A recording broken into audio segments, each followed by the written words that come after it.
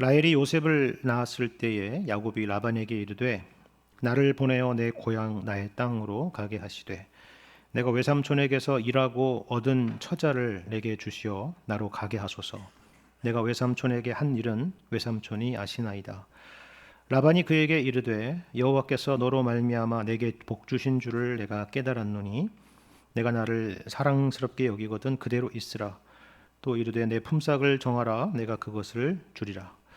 야곱이 그에게 이르되 내가 어떻게 외삼촌을 섬겼는지 어떻게 외삼촌의 가축을 쳤는지 외삼촌이 아시나이다. 내가 오기 전에는 외삼촌의 소유가 적더니 번성하여 때를 이루었으니 내 발이 이르는 곳마다 여호와께서 외삼촌에게 복을 주셨나이다.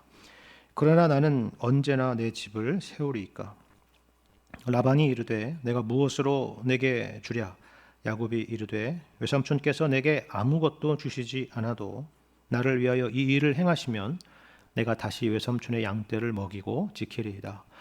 오늘 내가 외삼촌의 양떼에 두루 다니며 그 양 중에 아롱진 것과 점 있는 것과 검은 것을 가려내며 또 염소 중에 점 있는 것과 아롱진 것을 가려내리니 이 같은 것이 내 품삯이 되리이다. 후일에 외삼촌께서 오셔서 내 품삯을 조사하실 때에 나의 의가 내 대답이 되리이다. 내게 혹시 염소 중 아롱지지 아니한 것이나 점이 없는 것이나 양 중에 검지 아니한 것이 있거든 다 도둑질한 것으로 인정하소서.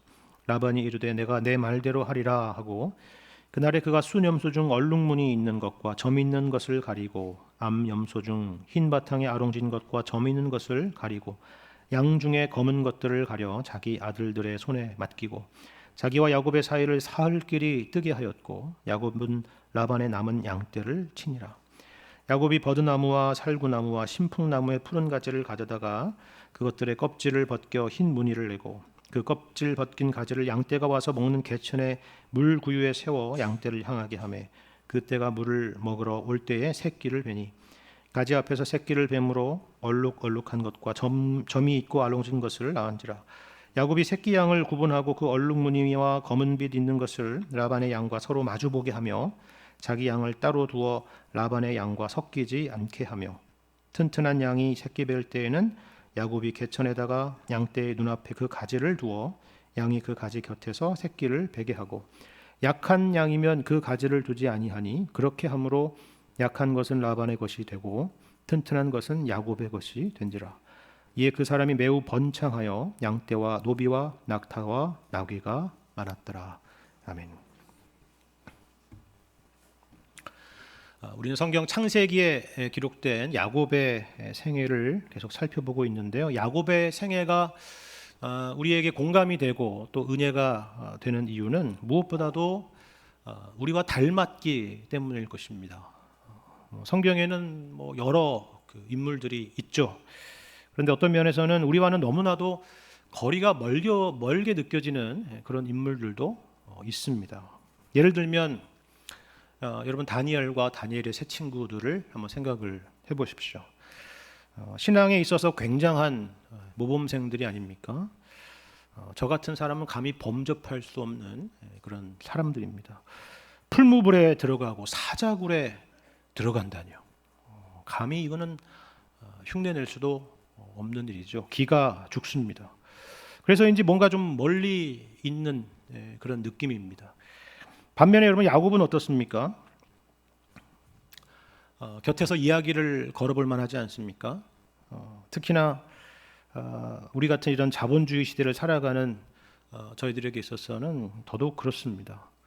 뭔가 세속적으로 보이지만 신앙적이기도 하고 또 때로는 경건해 보이는데 또 때로는 굉장히 현실적이죠. 그래서 공감이 되고 마치 내 이야기를 하는 것만 같은 것입니다.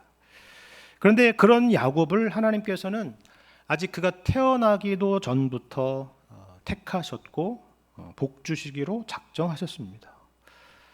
야곱이 자기 인생을 스스로 주도해 가는 것처럼 보이지만 우리가 한 발짝 멀리 떨어져서 이 내용들을 살펴보면은 그 모든 한 걸음 한 걸음을 하나님께서 쥐고 계시고 이끌고 계시고 인도하고 계신다는 것을 우리는 알 수가 있죠.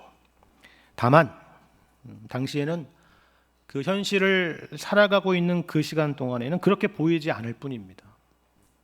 늘 쫓기는 인생이고 하루도 조용할 날 없는 가정이고 그를 둘러싼 세상은 어떻게든 이 야곱을 이용해 먹을 생각밖에 없는 그러한 현실을 만난 것과 같은 것이죠.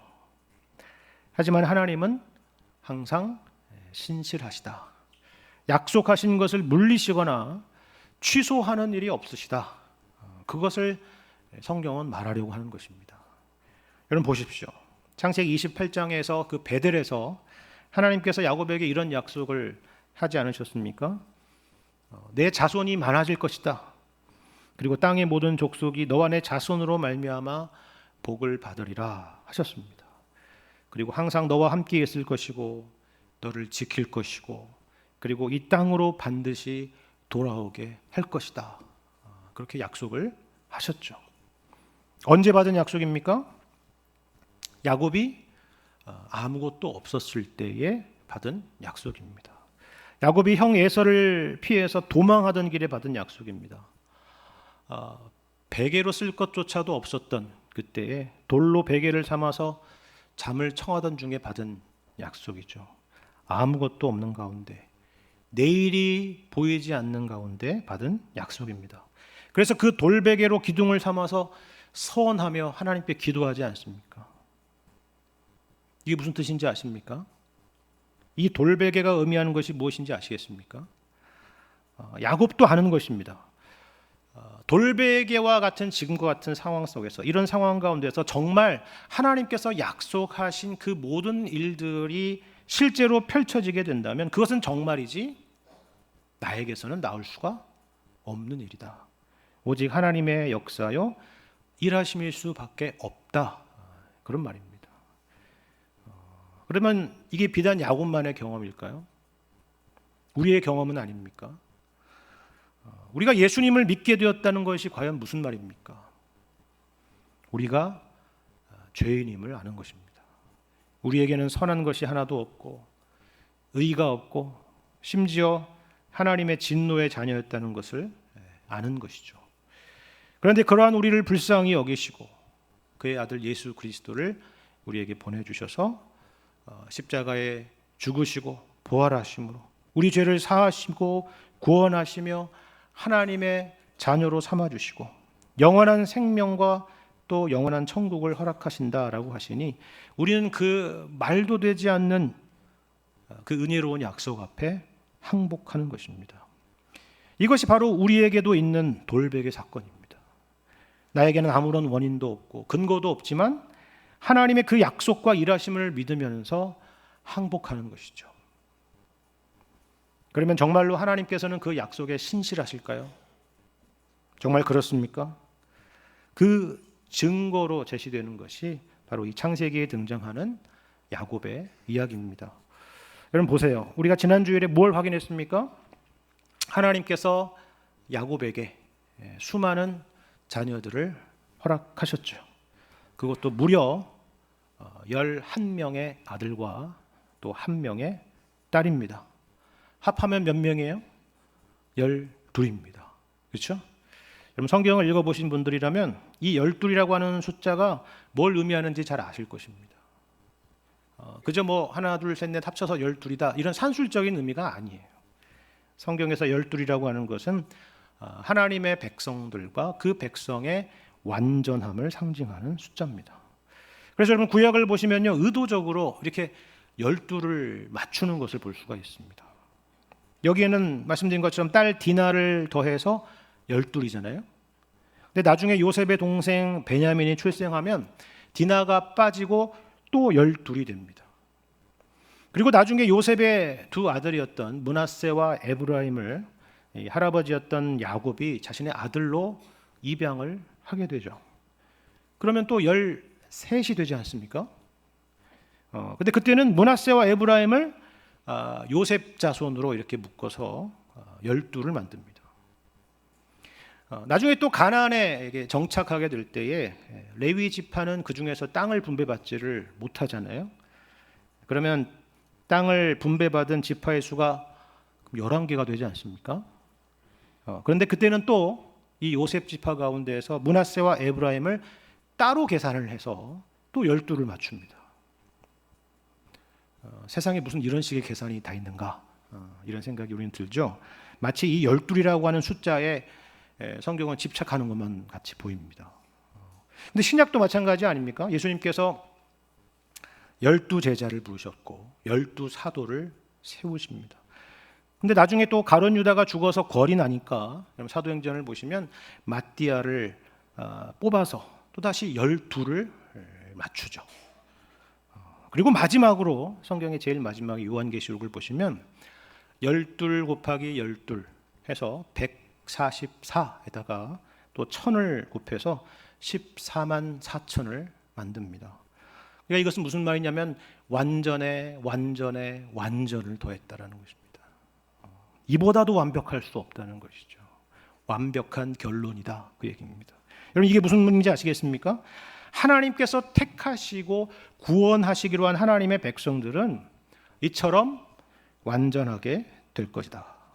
실패가 없을 것이다. 하나님께서 그들을 지키시고 보호하시고 인도하셔서 마침내 완성시키고 말 것이다. 그런 의미입니다. 그러니까 이 12이라는 것은 하나님의 의지의 표현이라고 할 수도 있는 것이죠. 그런데 우리가 보신 것처럼 야곱의 자녀들을 보면은 그것과는 참 한참이나 거리가 멀지 않습니까? 나중에 보시면 아시겠지만 어떻게 이런 사람들이 이스라엘의 조상이 되며 하나님의 백성이 될 수 있나 싶은 그런 사람들입니다. 어려서나 나중에 성인이 되어서도 모두 다 그들은 수준 미달입니다. 심지어 요셉을 노예로 팔아버리잖아요. 수준 미달 정도가 아니라 아주 심각한 범죄자들입니다. 그런데 바로 여기에 은혜가 있다는 것입니다. 하나님께서 바로 이런 자들을 당신의 백성으로 삼으시고 온전하게 하시겠다라고 하는데 그 누가 하나님을 말릴 수 있겠는가 하는 것입니다. 그러니까 그 사랑과 그 은혜에 우리 또한 묶여 있다라는 사실을 기억하고 감사해야 된다. 그런 말이죠. 우리를 우리 되게 하는 것은 오직 하나님의 은혜요, 하나님의 일하심이다 라는 것입니다. 이처럼 지난 주일의 말씀은 그것을 상징적으로 보여주는 한 가지 중요한 약속의 성취를 본 것이었습니다. 하나님께서 야곱에게 약속하신 것을 이처럼 이루셨다는 것이죠. 하나님께서 야곱의 집을 세우셨습니다. 그 기초를 마련하셨습니다. 근데 아직 남아있는 약속이 하나 있죠. 그건 뭐냐면 고향 땅으로 돌아오게 할 것이다 라는 약속입니다. 그런데 이 약속은 어떻게 보면 그 자녀들에 대한 약속, 자손에 대한 약속보다도 더 요원해 보이는 약속입니다. 왜 그렇습니까? 여기에는 한두 가지 문제가 걸려 있는 것이 아니기 때문입니다. 독립, 그러면 참 말은 좋죠. 근데 독립이라고 하는 것은 그렇게 말처럼 쉬운 것이 아닙니다. 그러니까 보통 20대가 넘어가면 자녀들이 독립을 꿈꾸지 않습니까? 그런데 그것이 가능하려고 하면은 일단 경제적인 능력이 뒷받침되어야만 하겠죠. 하다못해 알바라도 해서 주경야독을 해야 됩니다. 근데 이게 얼마나 쉽지 않은 일이에요. 등록금이며 렌트비며 각종 고정비에다가 생활비를 홀로 책임져야 되기 때문이죠. 의식주의 문제를 혼자 다 해결해야 되기 때문에 그렇습니다. 근데 야곱을 보면은 그 정도의 문제가 아닙니다. 야곱은 이제 혼자가 아니에요. 그리고 한두 명의 식솔도 아니고 이 엄청난 식솔들을 이제 가장으로서 홀로 책임져야 되는 일입니다. 계산기를 아무리 두드려도 답이 나올 수가 없겠죠. 그래도 라반은 외삼촌이고 그리고 혈육인데 뭐라도 챙겨주지 않겠습니까? 그리고 누가 봐도 24년이라는 긴 시간 동안에 얼마나 열심히 일했습니까? 그리고 누가 봐도 이 부당한 계약인데 그 가운데서, 그 시간 가운데서 야곱은 정말 노예처럼 열심히 일했잖아요. 그러면 좀 미안한 마음이라도 있지 않겠습니까? 그렇죠? 중간에 도망가지 않고 끝까지 그 약속을 지켜주다니, 그것도 성실하게 열심히 그렇게 하다니, 그런 마음이 들어서 이참에 미안한 마음도 좀 덜 겸해서 라반이 좀 챙겨주지 않을까요? 과연 그럴까요? 우리가 알죠.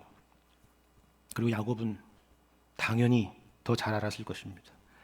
한두 달을 같이 지내본 것도 아니고 14년이라는 시간을 같이 보냈습니다. 누울 자리를 보고 눕는다고 라반에게는 그런 것을 기대할 인물이 아닌 것입니다. 아니 오히려 까딱 잘못해서 또 한 번 말 잘못했다가는 몇 년을 더 고생할지를 모른다는 것을 아는 거죠. 야곱이 이 말을, 오늘 본문에 이 말을 꺼내기까지 얼마나 많은 시간을 고민을 했을까요? 얼마나 기도했겠습니까? 우리는 모릅니다. 하지만 누구라도 이 말씀을 보면은 이 말이 쉽게 나오지는 않았을 것이다 라고 생각을 할 겁니다. 어떤 말이요? 오늘 보면 25절, 26절 내용 가운데 그 말이 있습니다. 라헬이 요셉을 낳았을 때에 야곱이 라반에게 이르되 나를 보내어 내 고향 나의 땅으로 가게 하시되 내가 외삼촌에게서 일하고 얻은 처자를 내게 주시어 나로 가게 하소서. 내가 외삼촌에게 한 일은 외삼촌이 아시나이다. 말씀드린 것처럼 이건 단지 고향으로 가고 싶다는 말이 아니에요. 지금 우리 추석 명절인데 집에 잠깐 다녀오겠습니다. 이런 차원의 이야기가 아니라고요. 그렇게 한가한 말이 아닙니다. 그리고 보면 볼수록 이 야곱의 정말 그 마음이 읽어지는 그런 말입니다. 어떤 부분에서 그렇습니까? 먼저 여기 25절에 시작할 때 라헬이 요셉을 낳았을 때에 라고 하는 이 시점을 여러분 잘 보십시오. 왜 이때였을까요? 왜 굳이 라헬이 요셉을 낳았을 때에 이 말을 꺼냈을까요? 일단 세 가지 정도로 생각해 볼 수 있을 것 같습니다. 하나는 뭐냐면 아마도 이때가 라반에게 약속했던 14년이라고 하는 시간이 다 찼기 때문일 것이다 라는 겁니다. 이제 계약 기간이 다 했다라는 것이죠. 그를 더 붙잡아둘 명분이 없을 것입니다. 그 이전에는 떠나고 싶어도 그런 마음이 하루에도 몇 번씩 찾아와도 야곱은 꾹꾹 참았겠죠. 그죠?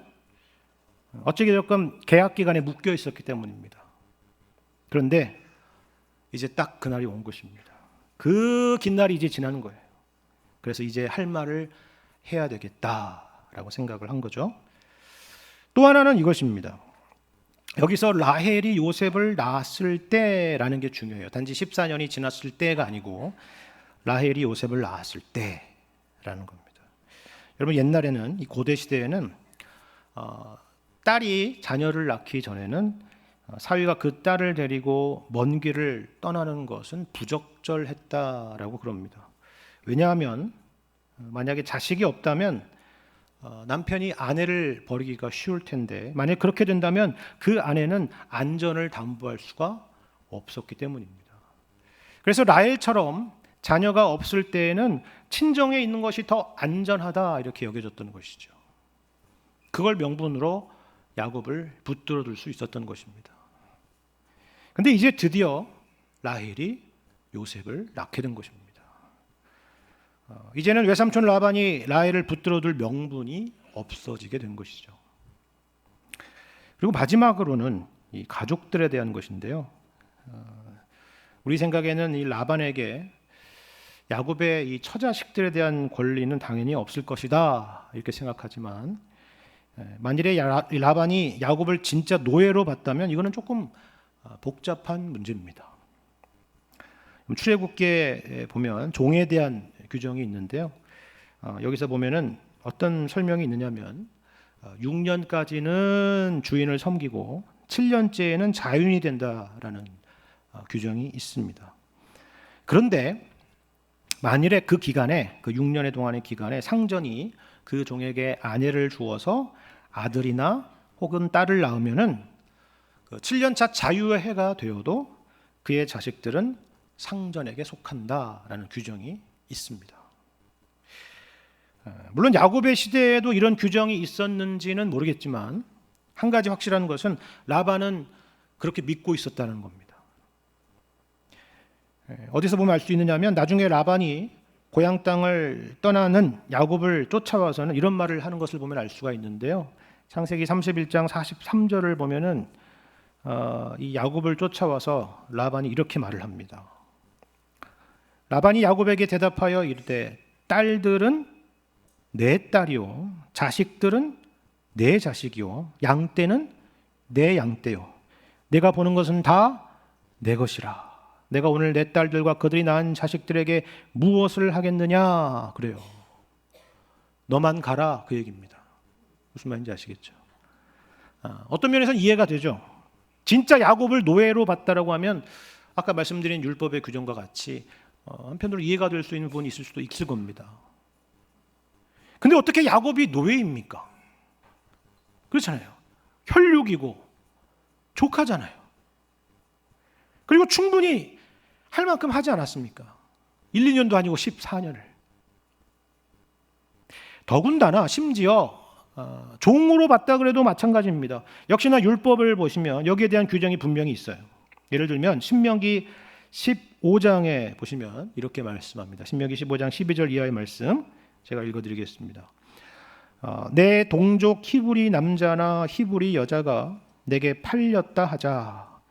만일 6해 동안 너를 섬겼거든 7째 해에 너는 그를 놓아 자유롭게 할 것이요 그를 놓아 자유하게 할 때에는 빈손으로 가게 하지 말고 내 양무리 중에서와 타작마당에서와 포도주 틀에서 그에게 후히 줄지니 곧 내 하나님 여호와께서 내게 복을 주신 대로 그에게 줄지니라 했어요. 그를 놓아서 자유하게 할 때는 어떻게 하라고요? 빈손으로 가게 하지 말라라는 겁니다. 그죠? 오히려 후히 줘서 보내라. 내 하나님 여호와께서 내게 복을 주신 대로 그에게 주라. 이렇게 말씀하고 있습니다. 물론 율법은 모세 시대에 주어진 것이니까 그리고 라반도 율법 아래에 있는 사람은 아니니까 직접 적용은 당연히 무리가 있겠지만 시대적으로 이거는 사실 누가 보더라도 상식적인 것이죠. 사람의 기본 도리입니다. 그렇지 않겠습니까? 하지만 야곱도 아는 것입니다. 라반이 상식적인 사람이 아니라는 것을 아는 것이죠. 그래서 일단 이렇게 요구사항을 먼저 말하는 것입니다. 그리고 라반의 반응을 들어볼 참입니다. 그리고 그것이 맞아떨어진다 그러면 딜이 이루어지는 것이죠. 그렇죠? 그런데 이에 대한 라반의 반응이 일단 참 놀랍습니다. 오늘 본문 27절과 28절에 보시면 라반이 이렇게 말합니다. 라반이 그에게 이르되 여호와께서 너로 말미암아 내게 복을 주신 줄을 내가 깨달았노니 내가 나를 사랑스럽게 여기거든 그대로 있으라. 또 이르되 내 품삯을 정하라. 내가 그것을 주리라 라고 얘기해요. 라반이 이 14년 동안을 돌아보니까 14년 동안의 재정 상황을 딱 보니까 굉장히 자산이 많이 늘었습니다. 자, 그렇다면은 변수는 딱 하나죠. 그 이전과 이후는. 그죠? 변수가 누굽니까? 야곱인 것입니다. 그렇죠? 그리고 정말 야곱 때문인지를 알아봤는데 어떻게 해요? 정말로 여호와께서 너로 말미암아 내게 복 주신 줄을 내가 깨달았다라는 겁니다. 근데 이게 신앙적인 표현인 것처럼 보이지만 사실 신앙적인 표현은 아니에요. 여기 이 깨달았다라고 하는 것의 히브리 단어의 원래 의미는요, 점을 쳐보고서 알았다 그런 뜻입니다. 그러니까 점쟁이도 그렇게 말하더라 그 얘기를 하는 것입니다. 그리고 내 품삯을 정하라, 내가 그것을 주겠노라 이렇게 말하죠. 웬일인가 싶죠. 근데 야곱은 이 말에 별로 감동을 받지 않습니다. 굉장히 그 신앙적인 말처럼 보이고 자신을 칭찬하는 말처럼 보이는데 여기에 있는 맹점이 보이는 것이죠. 야곱도 이제 14년 전의 야곱이 아닙니다. 그도 머리가 많이 커졌습니다. 그렇죠? 어떤 부분에서 그럴까요? 이 라반의 말에 이어지는 야곱의 대답을 보면은 우리가 알 수가 있는 부분인데요. 보십시오. 29절과 30절. 야곱이 그에게 이르되 내가 어떻게 외삼촌을 섬겼는지 어떻게 외삼촌의 가축을 쳤는지 외삼촌이 아시나이다. 내가 오기 전에는 외삼촌의 소유가 적더니 번성하여 때를 이루었으니 내 발이 이르는 곳마다 여호와께서 외삼촌에게 복을 주셨나이다. 그러나 나는 언제나 내 집을 세우리까 이렇게 말하죠. 그럼 어떻게 보면은요, 앞에 이 외삼촌이 한 말과 이 야곱이 한 말은 똑같은 말의 반복처럼 보여요. 왜냐하면 여기 야곱도 보시는 것처럼 내 발이 이르는 곳마다 여호와께서 외삼촌에게 복을 주셨다라고 말하잖아요. 그죠? 외삼촌도 야곱도 누가 궁극적으로 이 복을 주셨는지를 분명히 알고 있는 것입니다. 여기까지는 똑같아요. 근데 야곱의 대답에서 우리가 뭘 보느냐면, 무슨 차이를 보느냐 하면요, 구체성이라는 것을 보는 것입니다. 여러분 29절을 보세요. 이런 강조가 여러분 잘 보이십니까? 그저 하나님이 복을 주셨다 이런 차원의 이야기가 아니라 내가 어떻게 외삼촌을 섬겼는지, 어떻게 외삼촌의 가축을 쳤는지 외삼촌이 아시지 않습니까? 이런 거예요. 근데 그게 다가 아니고요.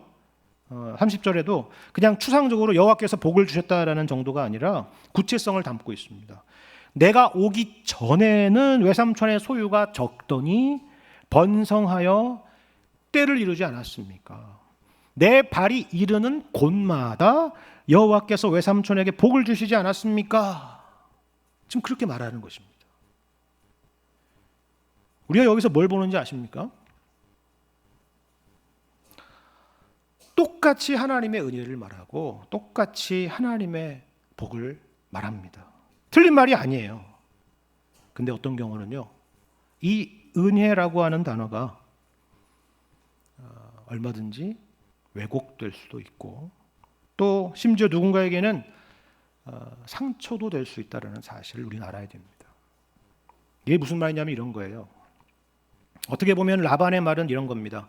이 모든 것들은 다 하나님의 은혜 아니야? 하나님이 복 주신 거 아니야? 네가 한 게 아니잖아. 그렇지? 자, 그러니까 너의 품삯을 한번 얘기해봐. 그러니까 이 말은 품삯을 정하라는 것입니까? 아니면 말라는 것입니까? 정한다 그러면 마치 하나님의 은혜를 무시하는 것처럼 보이고, 안 정한다 그러면 앞으로 야곱이 먹고 살아가야만 하는 현실이라는 게 없는 거잖아요. 그렇죠? 무슨 말인지 아시겠습니까? 왜 야곱이 이 라반의 말을 되받아서 이렇게 구체적으로 구차하게 말해야 되는지 아시겠습니까? 누가 아니랍니까? 모두 다 하나님의 은혜죠. 그런데 이 말은 누가 어떤 상황에서 이 말을 쓰느냐에 따라서 무서운 말이 될 수도 있다는 것을 우리는 알아야 됩니다. 우리가 서로에게 그래야 돼요. 예를 들어서 교회에서 정말 여러 가지로 봉사하고 수고하시고 섬기는 분들에게 그런 마음을 가져야 됩니다. 어차피 하나님의 은혜로 하는 거 아니야? 하나님이 은혜 주시니까 할 수 있는 것이지 그런 식으로 치부해버리면 안 됩니다. 그거는 그 당사자가 해야 될 말이고 하나님께서 평가하실 일이죠. 오히려 우리는 그들이 구체적으로 어떻게 섬기고 있는지, 어떻게 수고하고 있는지 그 모든 것들을 생각하고 고마워해야 되는 마음을 가져야 되는 것입니다. 여러분 예수님 말씀을 생각해 보십시오. 누구보다도 예수님이 그걸 더 잘 아시지 않습니까? 우리가 어떻게 우리의 힘과 우리의 능력으로 하나님의 일들을 할 수가 있고 주님의 교회를 섬길 수가 있습니까? 전적으로 하나님의 은혜로만 가능한 일이잖아요. 우리가 모두가 인정하는 일 아닙니까? 그렇죠? 근데 그럼에도 불구하고 예수님께서 뭐라고 말씀하시는지 아십니까? 내가 이것도 보았고 저것도 보았다. 이렇게 하는 것도 봤고 저렇게 하는 것도 봤다. 그러시죠.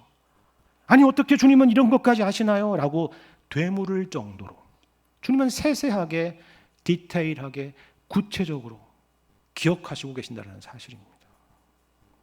그리고 마지막으로 이렇게 말씀하시죠. 내 아버지께 복받을 자들이여 나와 창세로부터 너희를 위하여 예비된 나라를 상속받으라 라는 겁니다.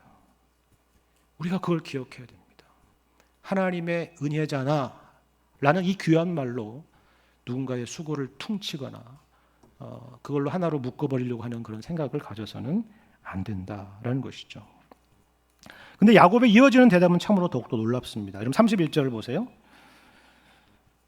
이 이야기를 듣고 야곱이 이렇게 말하죠. 라반이 이르되 내가 내게 무엇으로 주랴? 야곱이 이르되 외삼촌께서 내게 아무것도 주시지 않아도 나를 위하여 이 일을 행하시면 내가 다시 외삼촌의 양떼를 먹이고 지키리다 라고 말합니다.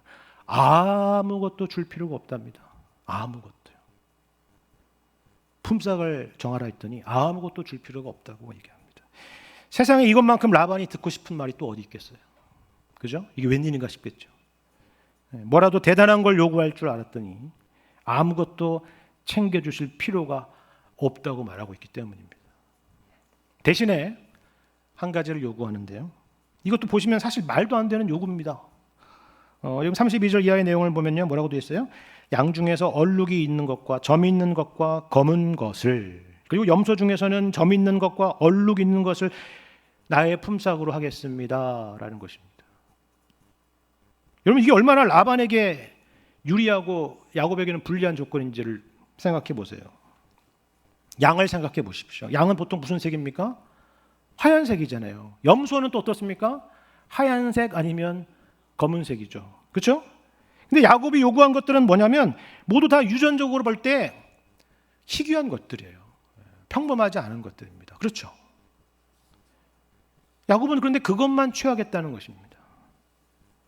그럼 라반이 속으로 웃는 소리가 들려요? 왜 이렇게 바보 같지? 그런 생각이 들리지 않습니까? 생각이.